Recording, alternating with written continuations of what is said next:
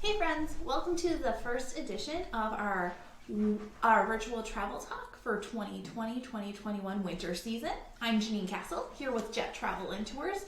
We'd like to say thank you for coming to our presentation or our talk this evening. It's virtual because of the pandemic. We're hoping that you're all safe and doing well at this point. And so tonight I will be sharing with you actually about my recent travel experience to Cabo San Lucas in Mexico. Sunny Mexico, by the way. And full disclosure, the boss is away. So anything we say or do during our little presentation here, it's subject to change, but that's kind of like our whole life right now. So bear with us and hope you're having fun and enjoy the ride with us. So before I just start talking, because I've been told I talk fast and a lot, I just want to share a little bit more information about where exactly I went. So I'm going to turn to our lovely little map in the back. So we are in northern Wisconsin right here. Mexico is below. Cabo San Lucas is right on the tip of the Baja Peninsula of Mexico. So just southern part of California. And to learn a little bit more, we're going to use our trusty globe because... oh, sugar. I almost thought that wasn't going to open. Some interesting tips on Cabo. So one cool thing you can totally do when you're down there is explore San Jose del Cabo, which is considered Old Town of Cabo.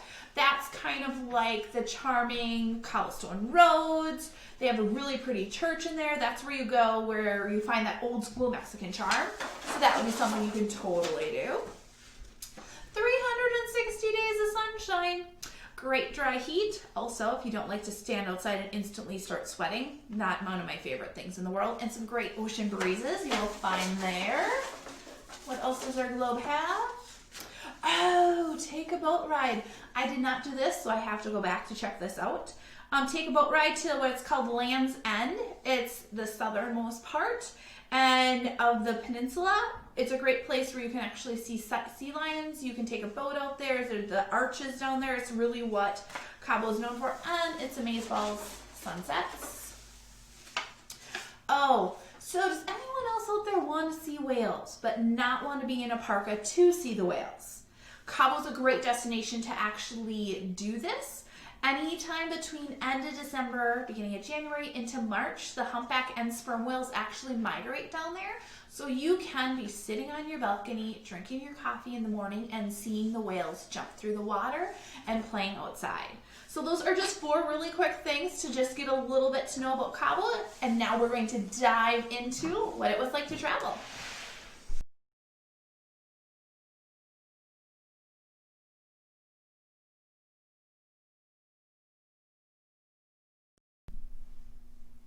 All right, so the next section we're going to get into is that I'm going to be talking about my actual travel experience when I was in Cabo, flying to Cabo, all of that good stuff.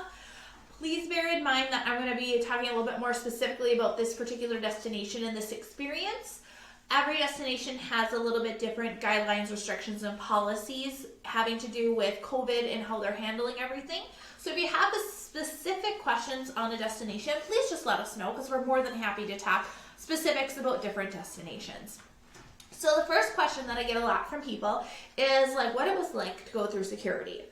So in packing, I was thinking a little bit differently this time because one big difference that I had to think about is that not only was I packing for the trip, but I was also packing for the traveling part.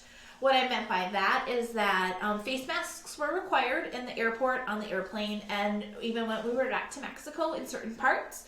So I had to make sure I had extra masks. So I had cloth and regular cotton surgical masks with me. Also, hand sanitizer was really important. I had was able to bring, all your liquids must be in the 3 ounces or less container, but hand sanitizer is the one exception at this time. Your container can be up to 12 ounces, so it's a little bigger container, is what you can actually bring through security with you. I was not sure during our day of traveling how many restaurants or places to grab food was going to be open. I'm a very snacky person, so I had to make sure I had enough snacks to get through because my husband also says I am not very nice when I am hangry. So that was something I also had to think about during my packing process. So those were some things I was just kept very conscious of while I was packing. I brought a lot of the stuff through my actual carry-on. When we were going through the security part of it, we were asked to put as much stuff as we possibly could in our carry-on so that we weren't touching ourselves and our items, and that we also were making it so that the TSA agents or the people that were working, they didn't also have to touch our items.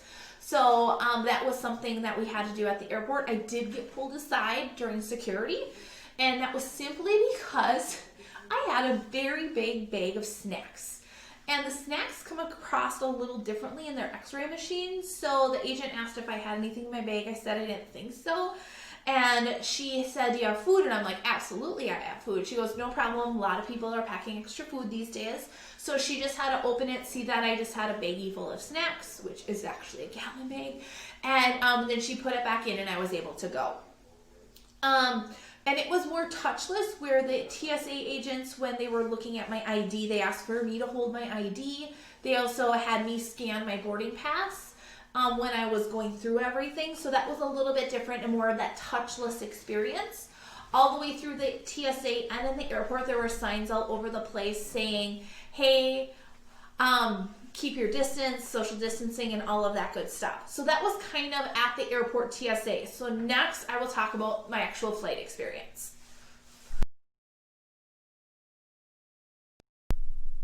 All right, and so now we're on to the airport experience.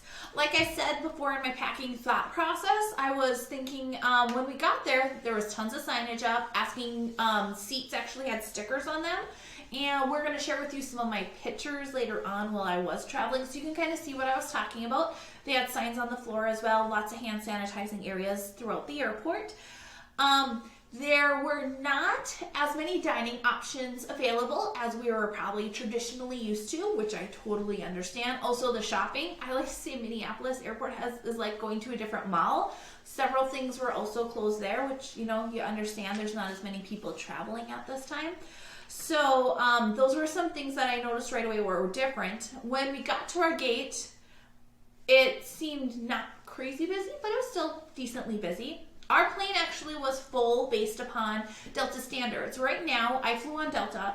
I'm loving their options right now because they're blocking out the middle seat on all of their aircrafts through March of 2020. So when we flew, it was me on the aisle, empty seat in the middle, my husband on the inside. So if I wasn't traveling with my husband, I knew there would always be that middle seat in between to give me some added space. Plus, my husband has very wide shoulders, so he's not a small man, so I loved having that extra space in between. Boarding the plane was a little bit different too. Everyone was asked to wear their face masks in the gate area. I did see one guy on all of my flights that actually was in the gate area that didn't wear a mask. He had to actually put on a mask before they would let him board the airplane. I actually saw him because I was kind of watching him a little bit. Not in a creepy way, but I was kind of watching him. So boarding the aircraft was a little bit different this time because they're boarding, besides doing first class right away like normal, they were boarding from the back to the front. So they started with rows like 42 through 35, and once they started going there, it was 35 through 30. So they kind of boarded from the back to the front, which was nice because you didn't have a bunch of people walking by you. And most people were very calm and collected and very conscientious. A lot of excuse me's, pardon me's, and everyone trying to keep that social distance. There were markers along the way to kind of help you. But you could tell the family units that were together because they were standing a little bit closer to each other. Like I said, masks were a must. If you were not wearing your mask, your flight attendants actually came to ask you to wear your mask. We also got a little hand sanitizer when we got on board. And then instead of the normal like flight attendants coming back and forth a couple times, once we got airborne and at cruising altitude, they brought cute little snack packs, which had like a bottle of water and some snacks in it that we were able to enjoy throughout our flight. If we were eating or drinking, we were allowed to take off our masks, but to do that. But as soon as we were done doing those things, we had to put our masks back on. So that was kind of flights in a nutshell. Like I said, if you have any questions in the meantime, hit us up with them. We'd love to do more. Now we're going to share some pictures from my traveling experience, just on what everything is from the airport to the restaurants to the signage, all that stuff we're going to share with you right now.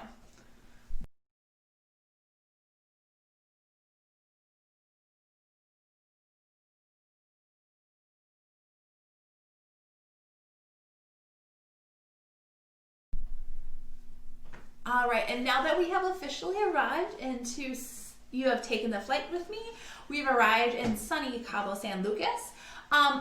Next part was arriving. So at the airport, we did have to fill out one additional piece of, it was called a health affidavit, can't say that word. So it just had about 10 quick questions for us about where we've been in the past 2 weeks. Do we have any symptoms? Where are we going to be staying? We had to fill that out once we arrived. That was the only additional piece of information besides the normal customs declaration you fill out when you arrive. Mexico at this point does not require you to take a COVID test before or after you are there. So that was one reason why we also selected Cabo as our destination, was that we could get there and didn't have to worry about taking a test and getting it in a timely manner, where several destinations that is the case right now. So we arrived, we filled out that extra form. Customs was pretty much identical to before, besides keeping the social distance, watching where you were at. Same thing when we hit Mexico, the agents asked us where we were going. They looked at our passports. We did have to take our masks down so they could see our lovely mugshots, our faces. Put it back up.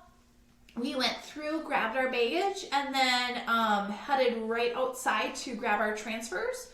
We upgraded our transfers actually because of the pandemic and everything to a private transfer, which is a great option that you can always take advantage of. So we literally walked out the door of the terminal into the nice sunshine and the heat.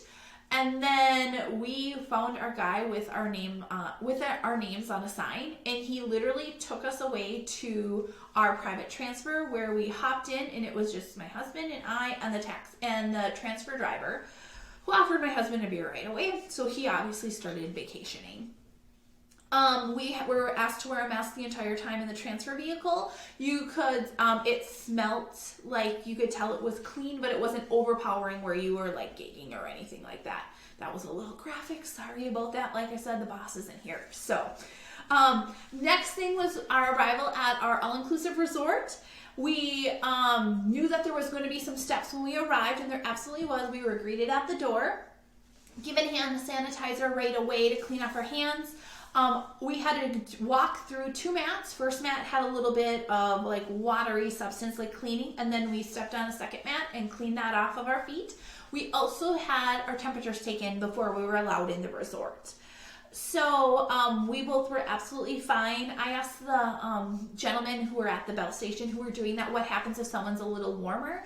They said that they actually take them into a different air-conditioned room at the resort, give them a little bit of time, because sometimes you get a little warm while you're traveling, and then they retake their temperature. At that point, we were able to do check-in. Once again, masks on everyone. When we arrived, everyone at the resort who were workers also were wearing masks. And then everyone in the lobby when we arrived was also wearing masks, and during the check-in process. So that was really slick. One of the pictures you will see that we'll be sharing coming up after this next segment as well, there were seals on our door. So after we were checked in and went up to our room, our baggage also, we stayed at Hard Rock at Cabo. Our baggage was actually sanitized and brought up to our room for us. So they sanitized it and they brought it straight up to our room for us. Once we got to the room, you could tell there was a seal on it. So once the cleaning services had done there, we could tell there was no one else in our room before we walked in. When we also got into our room, there was 2 masks and some more hand sanitizer. And then we were able to start unpacking and enjoying our room a little bit.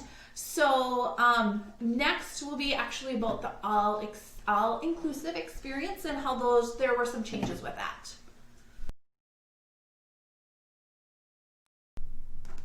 All right, so let's talk about that all-inclusive resort experience a little bit.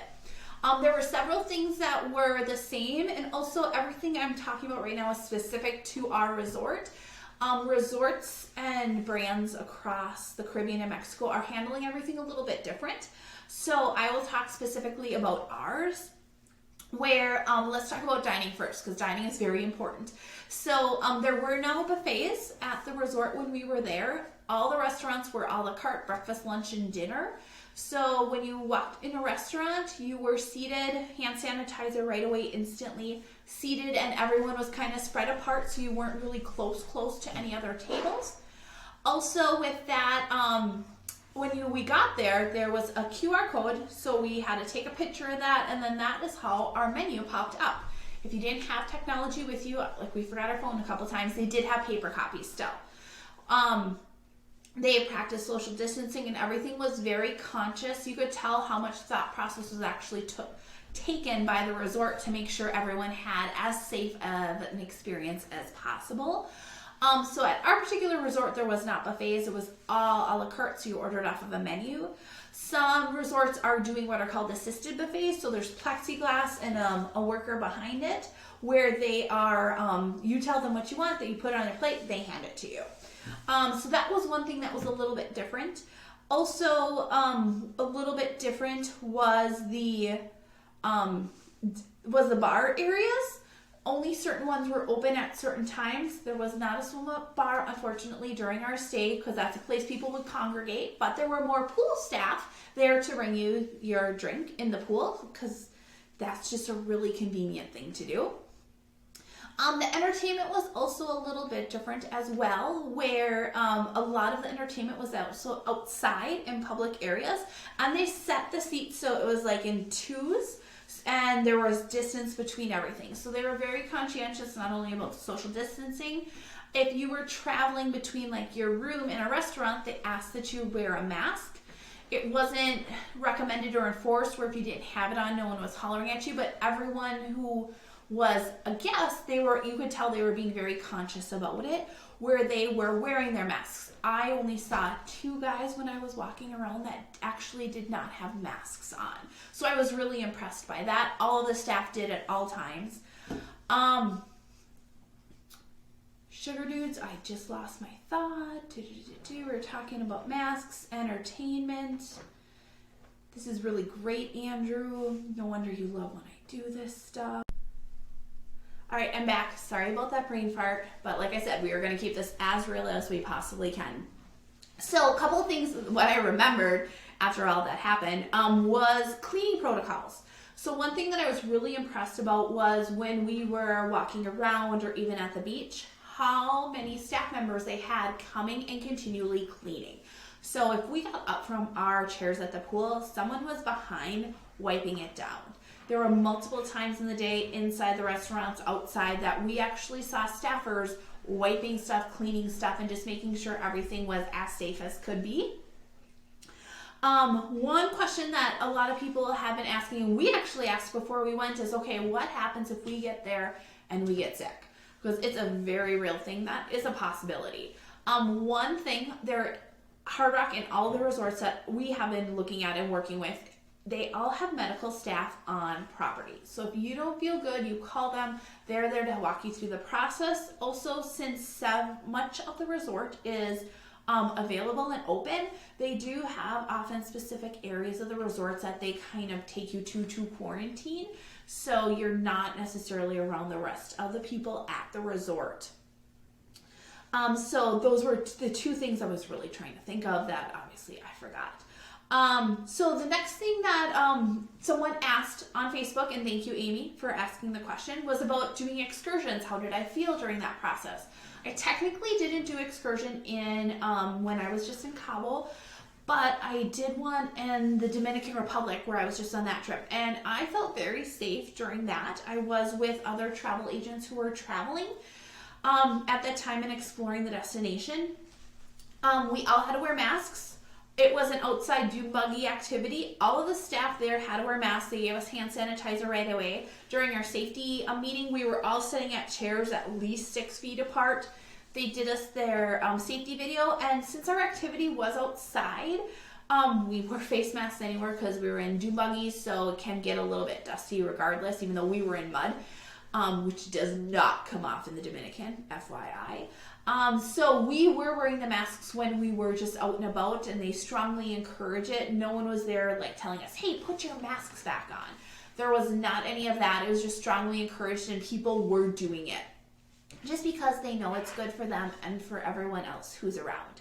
So next, same thing as before, we're going to share some pictures from my experience, everything from the food to the safety protocols, and then we are going to end with the lightning round.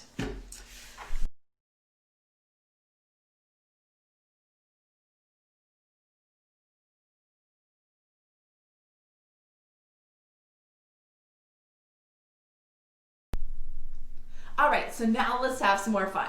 So welcome to the lightning round. What the lightning round is we are going in our lovely globe again. I have 30 seconds. Think I can talk that fast in 30 seconds? We're gonna find out right now.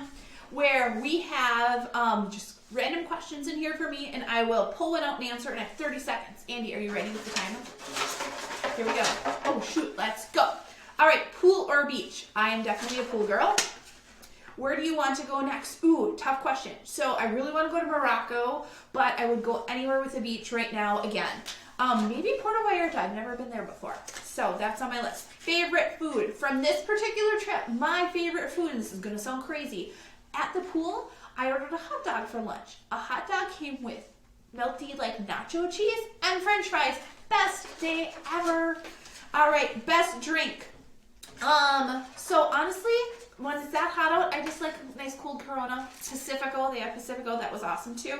Sleep in or get up early to catch a sunrise. I do both. I at least wake up early one day to catch a sunrise. Most days I can't sleep past 5. Who are we kidding? Aisle or window seat? I am definitely an aisle girl. All right, what did I forget to pack? I forgot to pack a comb. I did not have one. Spent $15 at the spa to buy a comb to actually detangle my hair. Can I pack everything in a carry-on for a 7-day trip? Absolutely not. Horrible at that. Would I go back? In a heartbeat. That was my 30 seconds.